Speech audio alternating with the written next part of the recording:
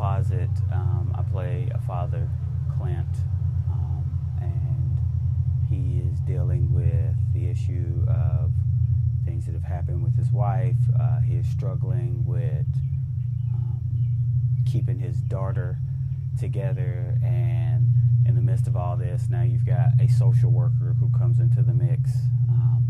The main thing that drew me to this story was the way that it is written and drawn out, because in most films like this you see where there is a demon possession or a scary monster or a boogeyman in the scenario, and then it gets defeated or it gets casted out, and that's the end of the movie. As with this one, it picks up after this, so you get to see how a family's life is affected. That was what really drew me to this project in particular, because I've never seen anything like that done.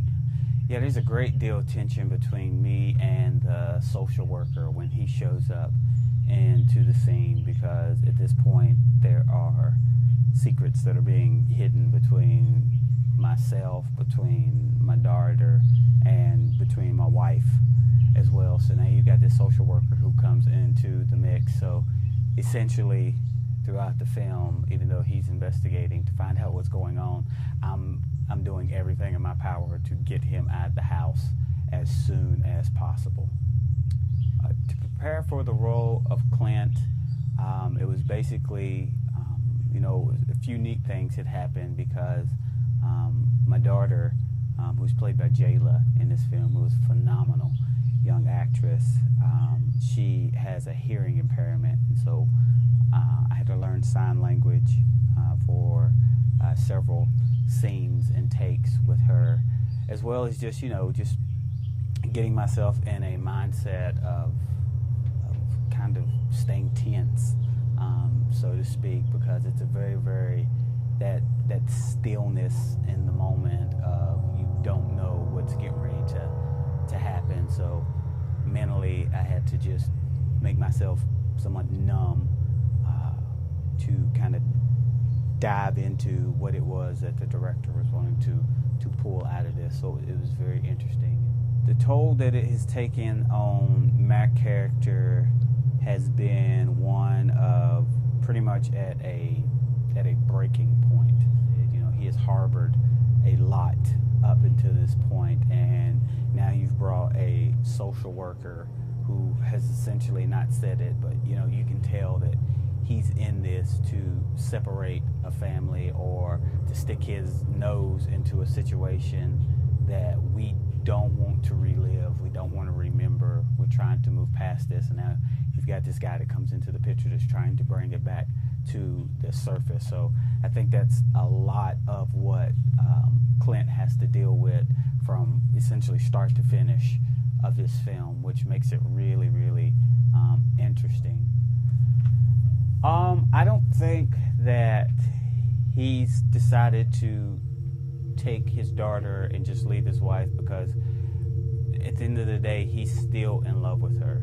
She can't help what it is that has happened to her.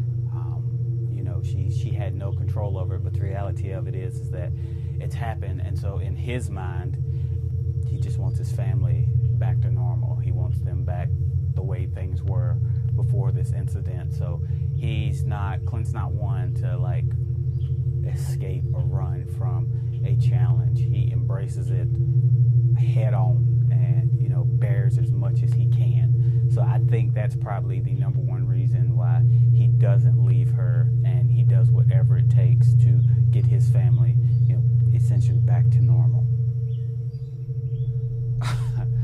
What would the audience find the next day if the film was to continue? That can be actually a really dangerous question. We could almost call that a spoiler alert, because as you will see in the film at this point, it's very, without giving away a lot, it's very climactic. And so I think that if it carried on, the one thing viewers would find when they walked in the house is probably a whole lot of what the heck just happened here. It'd probably be one of those run in and run out, and pack your stuff because we're getting out of here. So essentially, I think that's what would happen if it was a to be continued type scenario.